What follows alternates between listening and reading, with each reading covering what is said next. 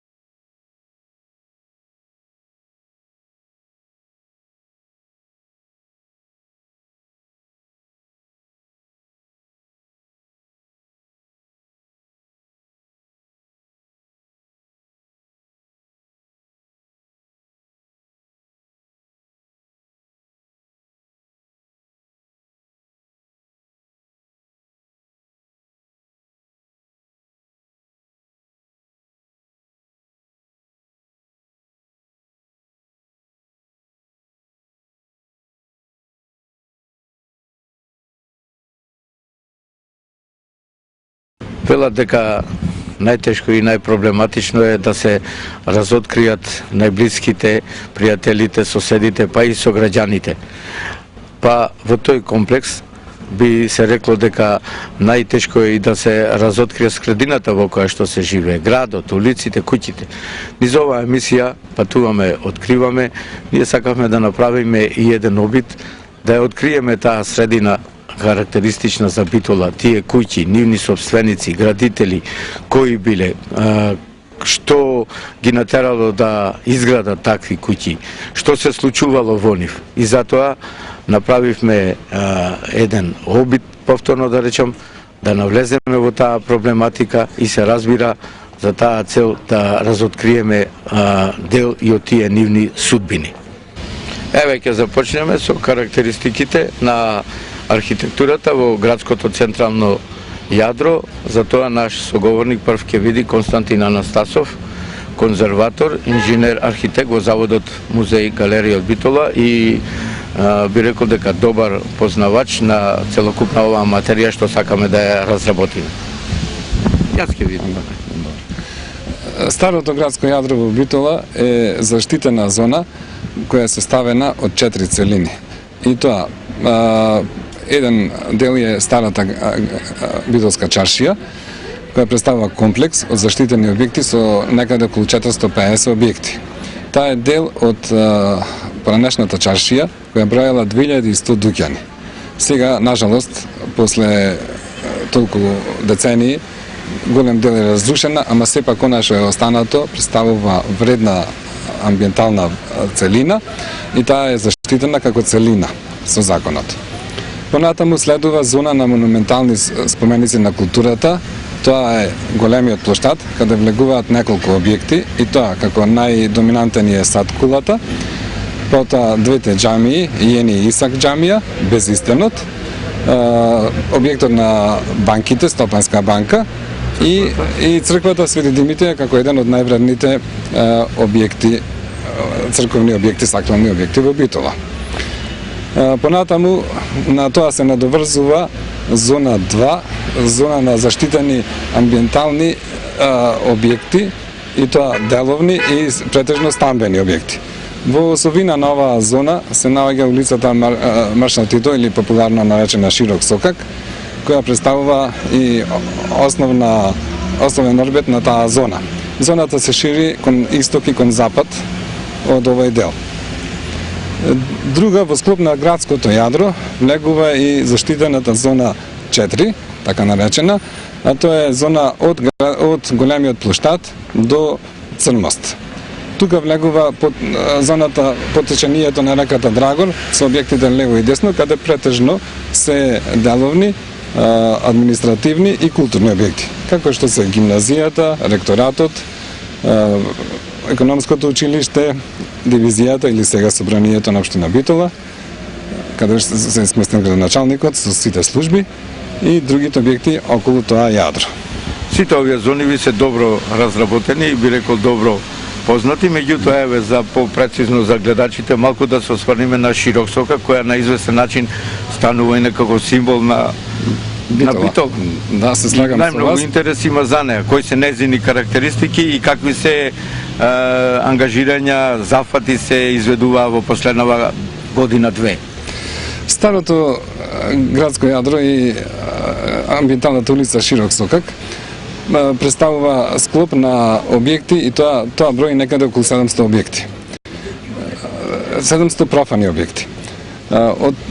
Ние почнавме со реставрација и конзервација на објектите и тоа прво на Широк Сокак, бидејќи тоа е една од највредните амбиентални улици која постои во Битола, а можам да слободно да кажам и во Македонија. Бидејќи не можете во друг град да најдете таква концентрација на толку убави објекти како што се на Широк Сокак. И заради таа вредност која ја поседува оваа улица, ние почнавме со конзервација и реставрација на овие објекти и можам слободно да кажам дека до денешен ден веќе е направен еден голем зафат, така да сме стигнавме да конзервираме и реставрираме некаде околу 60-70% од објектите кои припаѓаат на овој дел, на оваа улица. Има повеќе вредни објекти, почнувајќи од големиот плоштад до малиот плоштад, тоа е првиот дел, кој дел е скоро во целост завршен, освен популарно наречениот објект Магнолија и објектот каде сега е сместено Т-мобил, тие треба да се дозавршат и два објекти до геолошко биро горе. Со тоа ќе комплетираме цел овој дел. Потоа вториот дел е баш овој дел кај што стоиме тука, почнувајќи со објектот на Сервини, потоа објектот кој сега е сместен синдикатот, потоа куќата на Данабаш, кои скоро ги реставриравме со средства, донации од Светска банка. Тоа многу допринесе да се разубави и да напреднеме во процесот на конзервација и реставрација. Мислам, тоа беше од голема помош, што ние конкуриравме пред 4-5 години во Светска банка со бројни објекти и од сите објекти во Македонија тие прифатија најповеќе објекти за Битола и финансираа најповеќе објекти за Битола, затоа што овие објекти беа со голема вредност. Ај малку попрецизно овој дел на таа Широксока улица од кај Магнолија па до Паско. Може да ни кажете во кој период се градени и какви карактеристики имаат тие куќи? Па претежно амбиентот на Широк Сокак е создаван во 18 и 19 век, а при крајот на 19 век претрпува одредени трансформации со реновирање и адаптација на повеќе објекти и во тој период во Првата светска војна имаше и одредени објекти беа бомбардирани, па се реновирани и така кон крајот на 19 век и почетокот на 20 век Широк Сокак го добил овој изглед кој го има сега. Сега, одредени интервенции се направени и после Втората светска војна, така, например, популарната Бата, тој дел е срушен и таму беше изградена стоковата куќа, односно сега кај што е Верот, да. Понатаму тука бил хотел Босна на овој дел, тој е срушен заради формирање на малиот плоштад. Тога се врши одредени урбанистички интервенции во градот. И исто така, на овој дел баш кај што се наоѓаме сега е пробиена улицата Борис Кидрич. Така да делот овој амбиент е изменет. Кои биле тие собственици на куќи? Дали се поведувале под некои примери, велиме ваква архитектура, солунска, градска, кои се тие собственици што биле заинтересирани да изградат такви убави куќи, да речем? Во Битола воглавно имаме доминантно два типа на објекти. Тоа се објекти од староградската архитектура и објекти од неостилската архитектура. Претежно во овој амбиент се објекти од неостилската архитектура, каде се донесени одредени влијанија од Австрија, Италија, Франција, Солун исто така, таа архитектура и тие стилови кои таму биле поддржавани, се пренесени тука, со тоа што многу наши луѓе оделе таму на печалба, оделе по работа, исто на факултети, студирале одредени науки, предржно имало многу лекари, исто така инженери, кои се школувале во тие центри, како што се Виена, Беч, Виена, Париз, Минхен и така натаму. Така. Се знаат, значи, тие собственици, веројатно во заводот и вашите други колеги ги проучувале. Ке можеме ли се малку тоа се истражува и перманентно се истражува и идеме до нови сознанија. Мислам, стално се открива нешто ново. Так.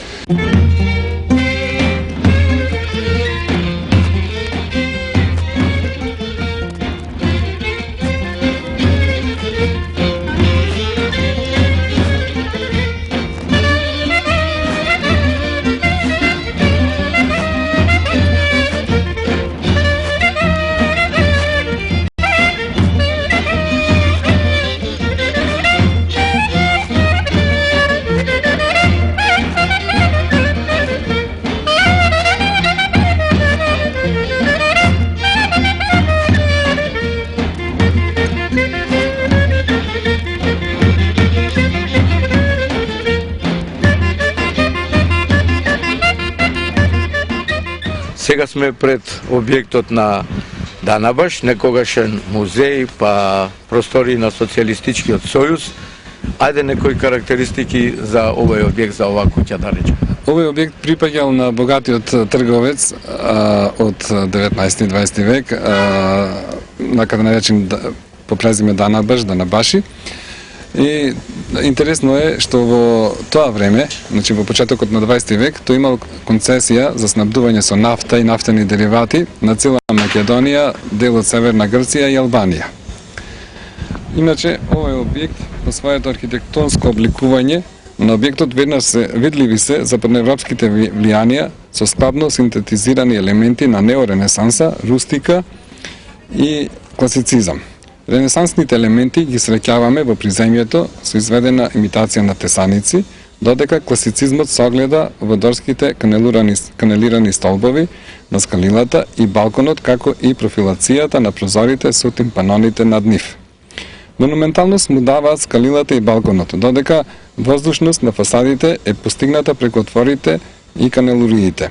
Објектот е расчленет по хоризонтала со меѓукатни венци, завршувајќи со изразито богат кровен венец, како и на зидоци со релјефно малтерисување од надворешна страна.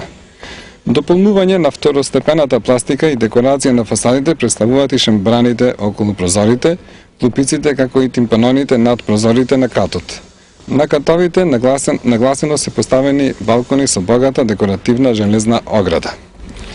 Вие како стручнак секако имате некои размислувања за перспективата на овој објект? Иначе во овој објект битно е да се потенцира дека беше сместен Народниот музеј на Битола и тој долги години делуваше во тој простор, имаше и поставка. Потоа, како музејот се исели од таму, се вселија повеќе општествени организации, како бивши социјалистички, младина, моментално има неколку, 2-3 партии тука се сместени, сега е овој хрватскиот конзулат сместен, Српското друштво и некоја приватна фирма. Јас имам идеја за ревитализација на овој објект, кој беше конзервиран и реставриран со средства од Светска банка, и тоа беше направено пред година и пол, да овој објект претрпи една ревитализација, да стане амбасадорска резиденција. Тоа е потребно за Битола, бидејќи Битола станува конзулски град и секој прием на амбасадори, конзули во нашиот град од страна на градоначалникот и одредени луѓе би се одвивал во оваа резиденција. Затоа се потребни дополнителни средства да овој објект го реновираме, го адаптираме внатрешно, интериерски, и потоа може да стане еден значајен објект со овие многу важни дејности кои се битни за развиток на нашиот град. У која година е точно изграден, се Овој знае? објект е граден во 1911 година, а до денес не сме го откриле името на архитектот кој го проектирал. Собственикот се знае, колку што сум јас информирал, Данабаш бил доста богат и затоа и ден денес многумина родители ќе му речат на своите деца дека не е Не се керка на Данабаш. не си керка на Данабаш Данабаш. има две керки. Така, како што... доста бил богат, меѓутоа еве и за гледачите да кажеме тој бил и тука убиен, мислам. Да, така? да, по преданија од нашите постари сограѓани, кажуваат дека тој бил убиен тука на вториот спрат кога се одморал од својот слуга. Да, и јас Заради пари. да, негова сестра или ќерка, мислам, пред едно може и 30 на години живеела во Белград, па дошла тука се интересирала кај се случило тоа и така натаму, значи сепак еве на известен начин е доста атрактивна и оваа куќа, да речеме, оваа зграда. Јас имам непотврдени информации дека некој од неговите ќерки моментално живее во Белград или во Загреб. Не сум сигурен за Добро, тоа. ајде да одиме сега малку кај оваа соседната куќа. Да. Влезната врата на овој објект е од времето кога е градена, значи пред отприлика 100 години, и таа представува една од највредните примероци на влезни порти на вакви објекти.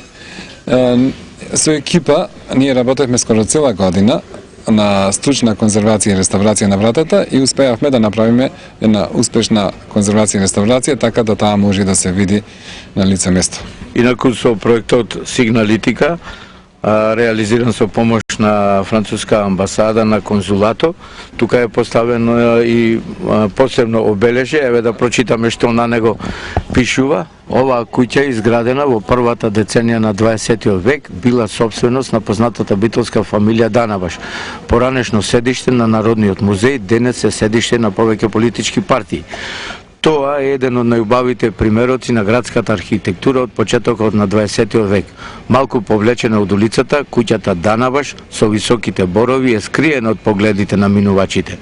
Во архитектонското обликување на објектот видливи се западноевропските влијанија со хармоничко синтетизирани елементи на неоренесансата и класицизмот. Посебно истакнат е влезот во објектот, а влезната врата, како што рековте, исто така пример на убава дрвена изработка. Еве сега да одиме и кај соседната. Ова е зградата популарно наречена на синдикатот, меѓутоа чија е оваа сушност? Оваа зграда представува уникатна зграда во Битола и припаѓала на еврејски на човек со еврејско потекло кој бил апотекар. Тој имал апотека во приземната партија, лабораторија во задниот дел, а живеел горе на катот. Своевремено, овој објект има претрпено повеќе трансформации. Тука била сместена библиотеката едно време, за која веројатно се сеќаваат нашите постари сограѓани. Потоа денес е синдикатот и во задниот дел се на приземјето боречката организација, а напред е кафич сега. Објектот е расчленет по хоризонтала со меѓукатни венци, завршувајќи со кровен венец, како и надзидоци со релјефно материсување од надворешна страна. Дополнување на второстепената пластика и декорација на фасадите представуваат и венците со плиткорелјефни кружни апликации, како и венци со флорални мотиви. Дополнително расчленување е постигнато со нагласени профилирани хоризонтални фуги во матерот од западната и северната страна. Кога сме кај ова, да кажам дека имам слушано за судбината на тој собственик на оваа куќа, колку е тоа точно, две верзии имаше, дека тој во почетокот на појавата на фашизмот настојувал своите две деца да ги спаси, односно да ги тргни од тој налет на фашизмот и наводно преку платил некој човек преку Перово и преку Албанија ги префрлил во Италија. Машко и женско биле, едното од нив се омажило во Америка, меѓутоа по 20 на години синот негов или еден од ними кој што живеел веќе во Филаделфија сакал да ја знае судбината на зградата, односно му било криво што било евидентирано дека таа е денационализирана како на воен богаташ, а всушност станувал збор за еврејски граѓанин. Завел и судски процес, меѓутоа сепак не успеал да ја поврати, меѓутоа факт е дека таа е доста интересна са колку е точна оваа приказна, јас сум ја слушал, меѓутоа ете уште еден повод за истражување на наше секојдневие, на наше минато, да речам битолско, за да знаеме нешто за самите објекти. Значи, затоа јас сум ја слушал ова приказна, колку е точно не знам, меѓутоа сепак е, мислам, интересно и ова да се Исто можам да потврдам дека јас сум ја слушнал оваа приказка, веројатно има доста вистина во неја, а секој објект има своја историја и тоа е предизвик да се истражи и да напишеме богата историја за нашето минато, да ја дополниме историјата со вредни податоци. Можеме ли са малку и да одиме во другиот дел таму на градот, па да видиме, може и таму да. нешто ќе разоткриеме. Ако на изглед се вртиме во едно место, меѓутоа сметам дека и ова е интерес. Околу нас не обкружува голем број на објекти, секој објект е интересен од свој аспект. Еве како куќата на Срвини која треба допрва да се конзервира и реставрира, тоа е на аголот овде пред нас. Понатаму ние го богативме амбиентот и со сончевиот Колку е точно дека часовник. ќе ве прекина малку, колку е точно дека навистина таа девојка, таа симпатија на Ататурк живеела тука? Па, мислам, постојат индици дека живеела тука и затоа можда повеќе би можеле да кажат нашите историчари кои ја истражувале оваа тема. Добро, Благодарам. продолжете што сакавте да кажете. Ние го збогативме амбиентот и со поставување, односно изведба на сончев часовник. Тоа се наоѓа северно од нас сега. Тоа представува Горниот дел на Паско, на куќата на Паско, долу продавница на Жито Битова. На Жито Битова, на соседниот објект, на зидот кој е експониран на јужната страна. Идејата се роди, е заедничка идеја со двајца професори по географија, тоа е доктор Никола Димитровски и другиот професор Љупчо Долевски. Ние ја реализиравме со помош на еден тим, како конзерваторот Славчо, кој нажалост се почина сега, али морам да го спомнам, кој даде голем допринос во таа работа и ова представува еден од најголемите, мислам, по димензии сончеви часовници кои јас сум ги сретнал. Бидејќи претежно се сретнуваат во Италија и во Јужна Франција, ама се со димензии од негде 2 до 2,5 метра во ширина, а ова има 12,5 метра. И тоа беше голем предизвик за нас да го направиме. И имаше моменти кога мораше добро да се преиспитаме дали ќе успееме во оваа идеја, но на среќа успеавме со добри и прецизни прорачуни и тоа функционира. Но морам да кажам дека сончевиот часовник не е завршен, бидејќи во долниот дел ние предвидуваме да се постави едно пано, кое пано ќе објаснува функцијата на овој сончев часовник, бидејќи сончевиот часовник го мери соларното време и го покажува соларното време кое во одредена мера отстапува од званичното време кое го користиме ние. За таа работа ни се потребни 300 евра, па во моментот оваа екипа бара донација од 300 евра, кои се надеваме дека скоро ќе ги добиеме, па ќе успееме да го комплетираме и да го пуштиме во званична употреба. Moj roden kraj, vo tebe sum roden, mene si mi mil. Bitola, moj roden kraj, jas te sakam, od srce znaj. Bitola, moj roden kraj, jas te sakam, za tebe pejam.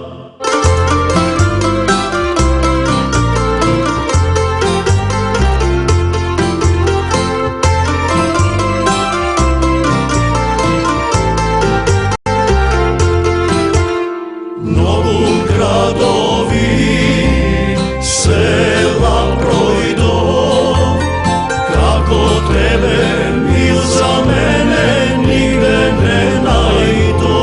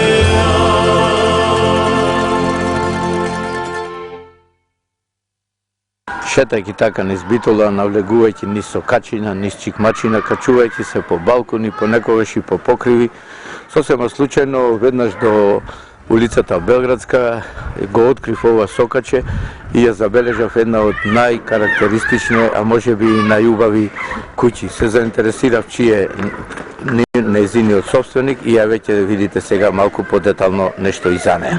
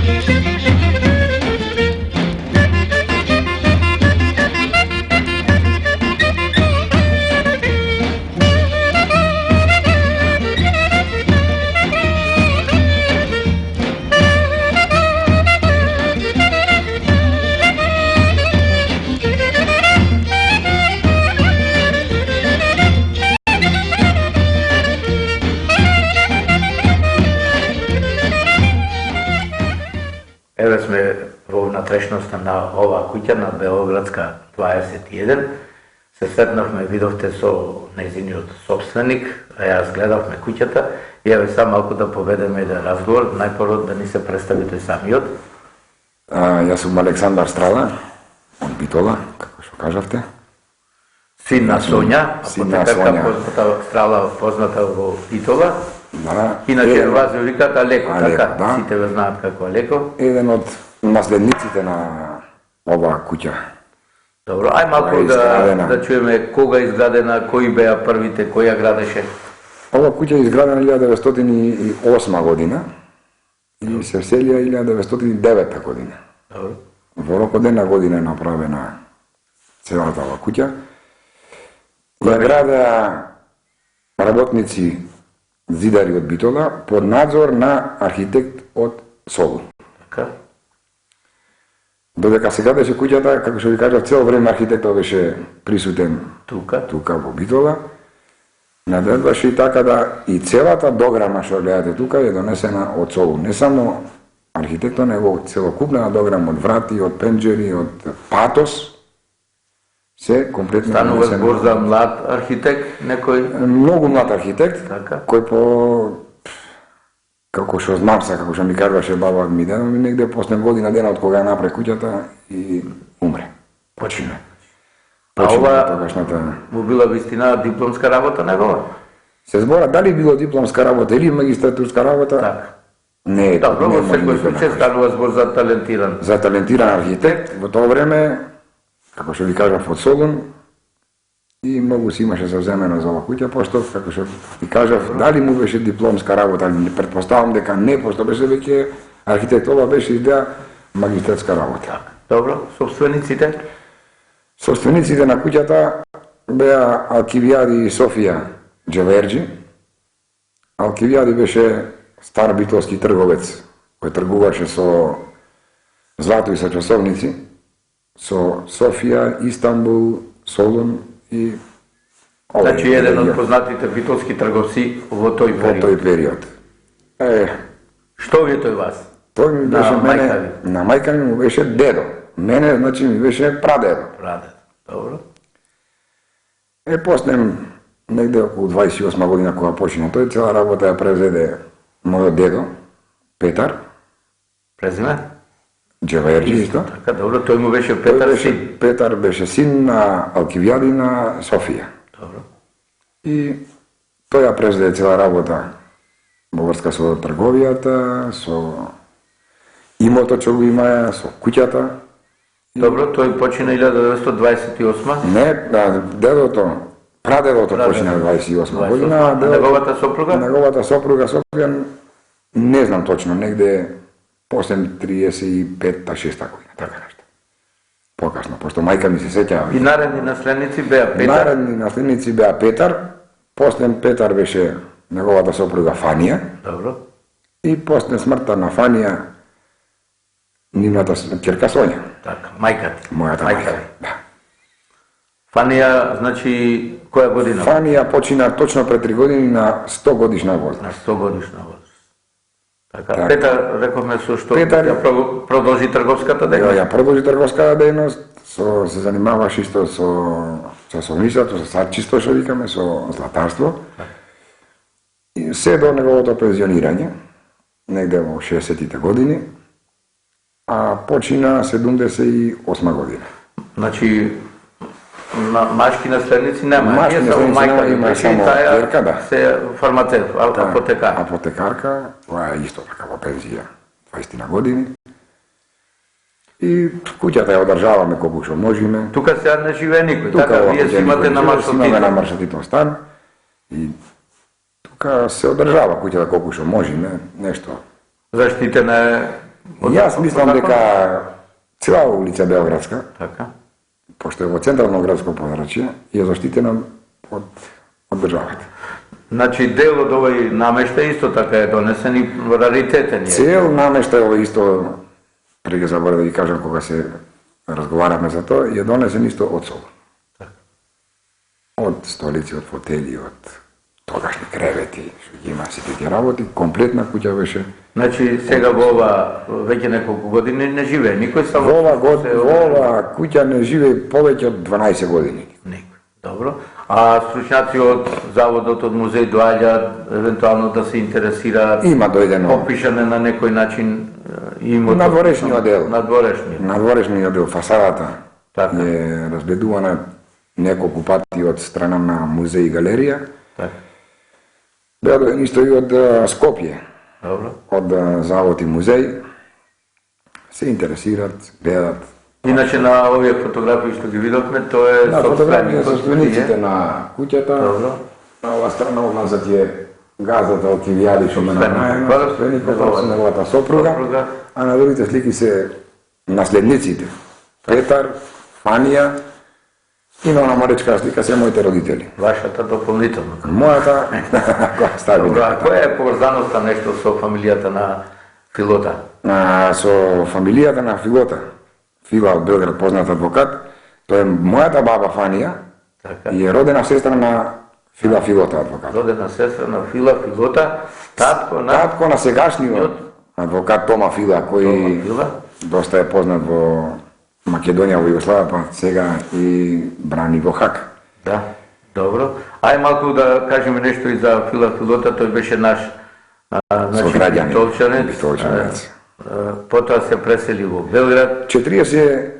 48 година се оде на работа во Белград, во тогашниот општински суд во Белград, поработи известно време и се отвори приватна канцеларија, заедно со неговиот внук, исто битолчанец, Ѓорđe Бела, Јорго Бела по наше кажано, и негде во 60-тите години им се придружи и Тома Фила, сегашниот адвокат, така да има една фамилиарна адвокатска фирма. Така, иначе Доста позната. по мои сознанија Фила Филота е меѓу ретките спасен од логорот Махаузен. Од Матхаузен точно, меѓу ретките, и да ви кажам на кој начин, пошто многу убаво пеел. И го тера германците да им пеи.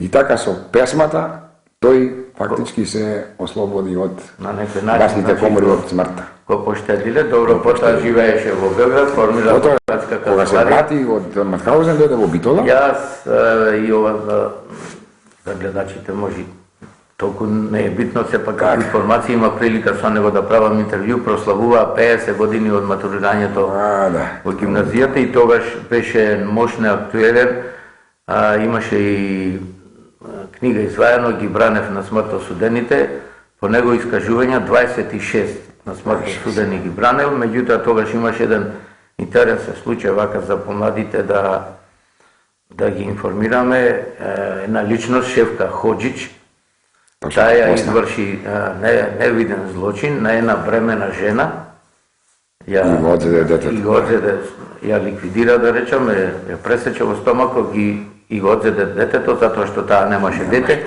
и изглуми дека наводно таа се Во, породила да, тачно. и нашиот, да речем, сограѓанин Филота ја бранеше и после тоа негово искуство, тие негови квалитети ги наследи неговиот син Тома Фила, кој што знаеме дека често доаѓа во Битола Секој 2 пати годишно. и е вистински.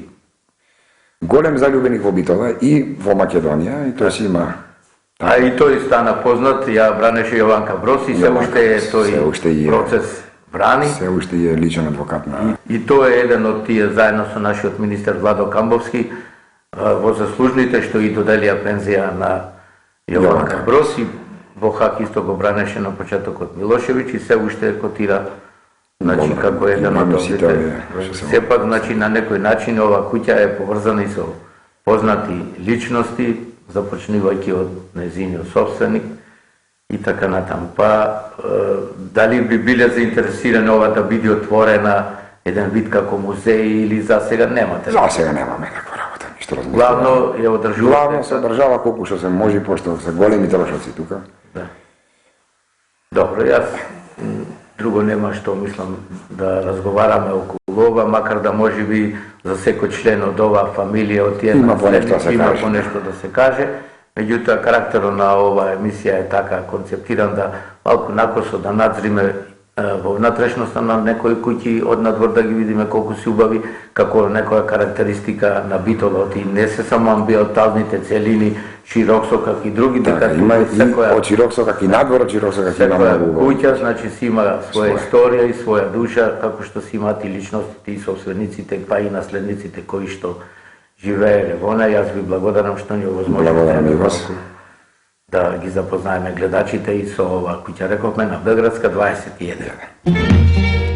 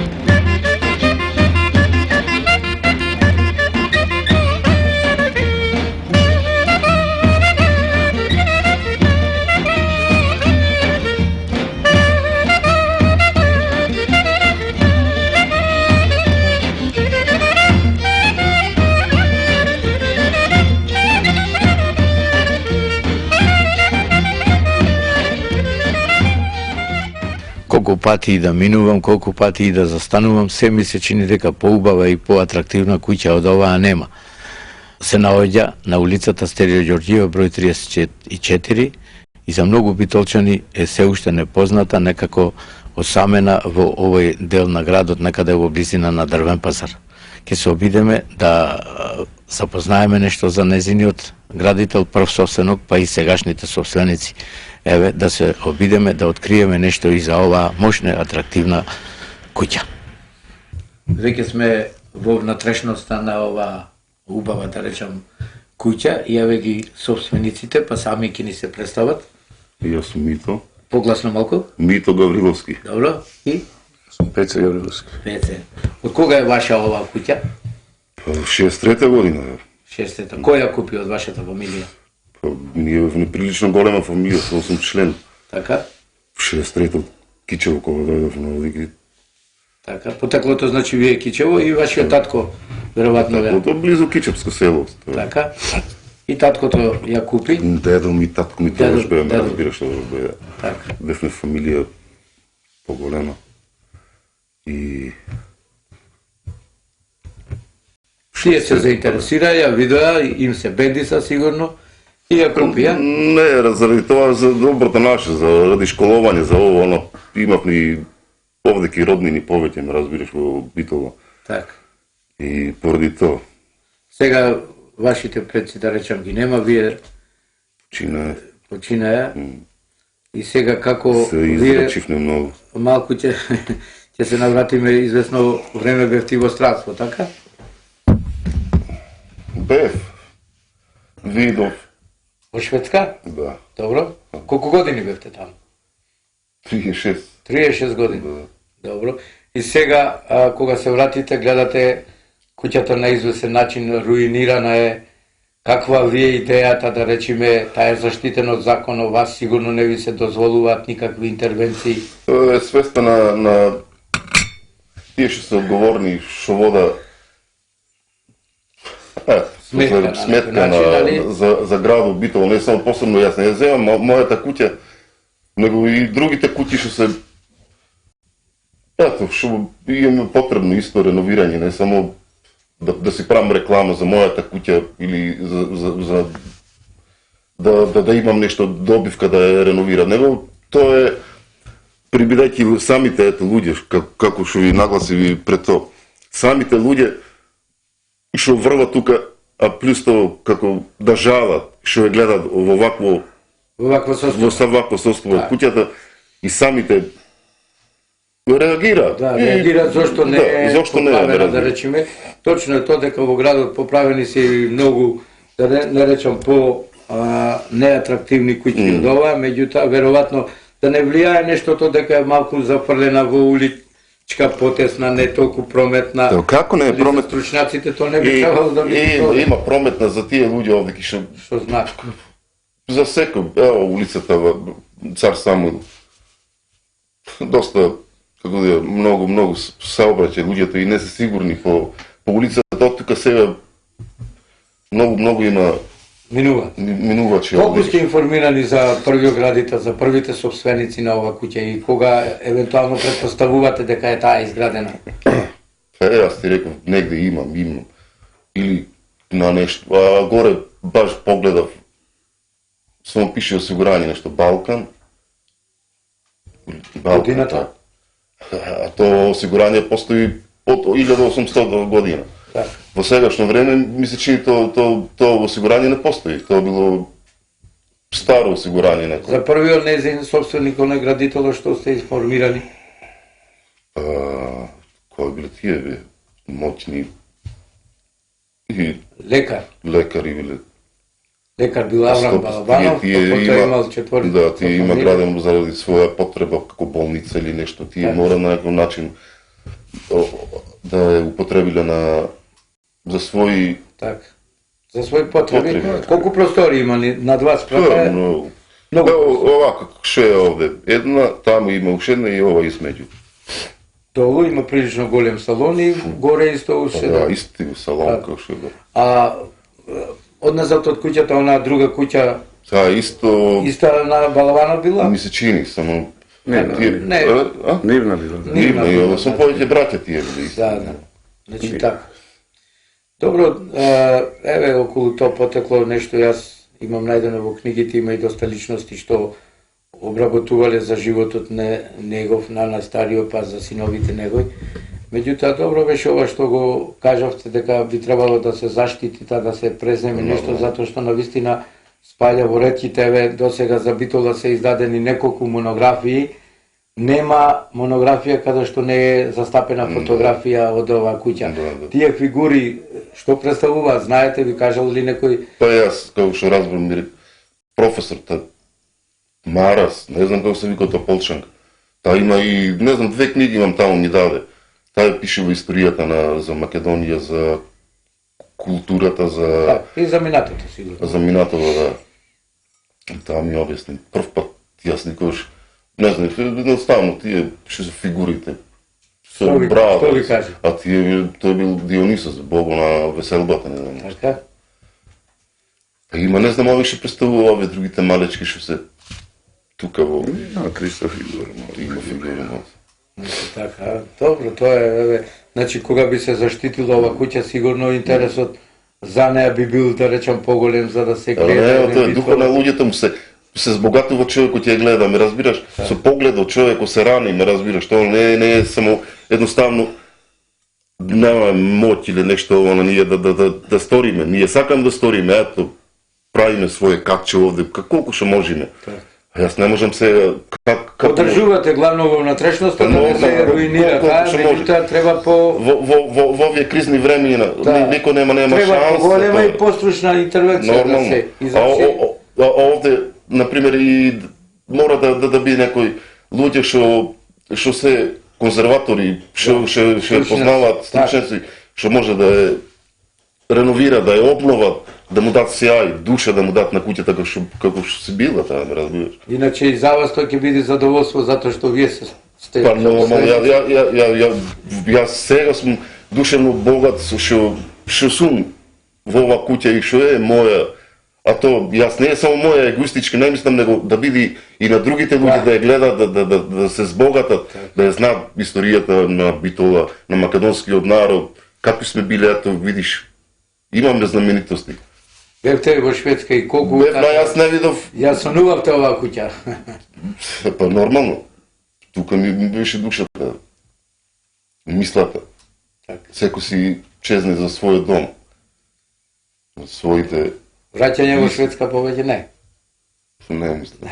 Добро. Не дај Боже. Иначе, вашиот брат, еве, малку и за него да кажеме, вработел во Ниско градба, тука остана, сум имал прилика да се сретнам неколку пати. Истото и тој го има изнесено дека е загрижен што во ваква состојба што нема интервенирано на поинаков начин и постручно да речам, за да биде таа заштитена. Да, многу има луѓе веш се интересира за да се обнови ова куќа, али нема на кој начин да го направат тоа, да се обрата, нема на кој да со кој, кога нема средства за ово она. Средствата се А многу граѓани не ја зна нашата куќа. А додека ето грчки туристи иде овде слика дали слика. Кој ги информира, јас воопшто не знам. Добро, туристите веројатно на таков начин веројатно и јас се Ама има водички минувајќи низ градот да снимам нешто и нема човек што минува да не му застани, да речем, здивот кој ќе види незината надворешност. Ама И може и на премногу групи има до едно премногу групи. Јас Добро, таа е кога сум веќе на работа не може да гледам. икона на градот во смисла на архитектурата. На градот и затоа би требало да биде позаштитена. На некој начин символ е, си има своја карактеристика ова куќа, ме разбираш? Куќа е, нормално, али зависи со кој, шо има таа куќа, ме разбираш? Негувате ли надеж дека ќе се поправи сето тоа, дека ќе биде уште по... Па нема јас, ние сами ги бево сами си реков ќе одам до крај за да сторат нешто за ова куќа. Јас ти реков тоа не е само за мене, тоа ќе биде добродојно и за мене, Така, али и за градот.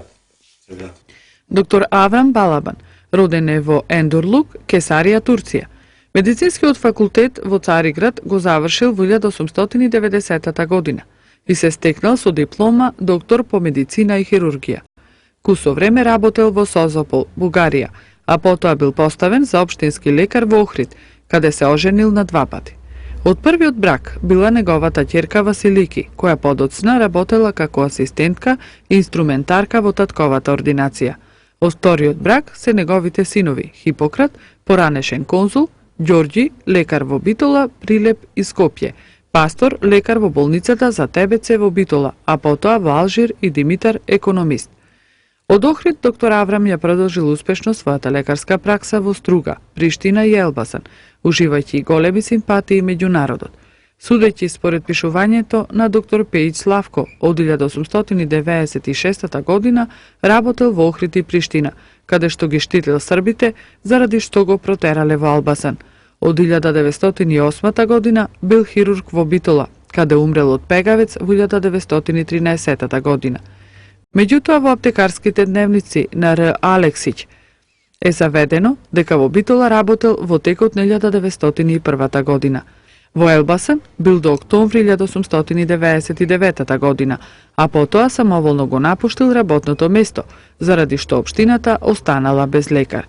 Според тоа, доктор Аврам Балабан работел во Битола од 1899 или 1901 година, а не од 1908 година. Во Битола имал приватно прифатилиште со ординација, операциона сала и неколку болнички соби, во посебна зградичка што се наоѓала во дворот до неговата куќа. Покрај тоа отвориле аптека во близина на Јени Амам кај Дрвен пазар, во која работел аптекар Турчин. Во Битола уживал глас на добар лекар и способен хирург и гинеколог, кој извршувал многу тешки хируршки интервенции. Работел и во болницата за сиромаси Гураба Хаста Ханеси. За време на Балканските војни активно учествувал во сузбивањето на пегавиот тифус, од кој се заразил и самиот умрел во 1913 година.